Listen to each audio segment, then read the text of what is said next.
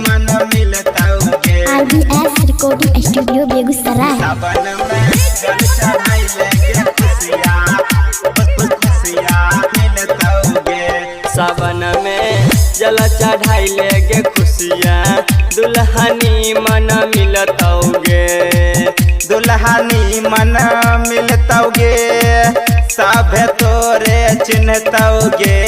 इस सावन में जल चढ़ाइलेगे खुशियाँ दुल्हनी मन मिलताओगे।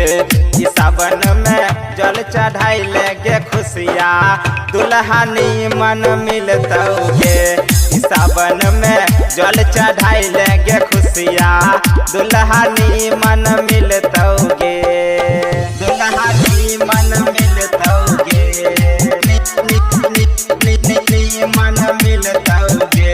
इस सावन में जल चढ़ाइलेगे खुशियाँ RBS रिकॉर्डिंग स्टूडियो बेगूसराय। ये सिमरिया से जलवा उठई है गढ़पुरा धाम चली जई है। गे रानी गढ़पुरा धाम चली जई है। सुनने गैसी मरी याद से जलवा उठई है बाबा भोलेनाथ पर चढ़ई है। गे रानी भोलेनाथ पर चढ़ई है। सुनने गे बहबा तक तो तोरा जे ऊपर दुल्हा सुपर मिलताओगे। इस सावन में जल चढ़ाइलेगे पूजिया दुल्हनी मन मिलताओगे। दुल्हनी मन मिलताओगे। मन मिलताओगे।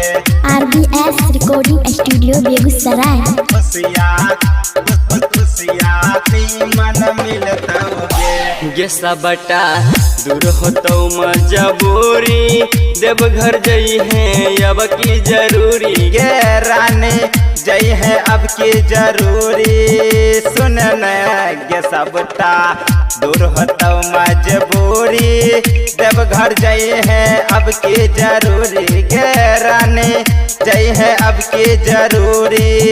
सुनने के राजू मिंटू जाय छही देवघर संग में तहूँ जई है। गे सावन में जल चढ़ाइलेगे खुशियाँ दुल्हनी मन मिलताओगे।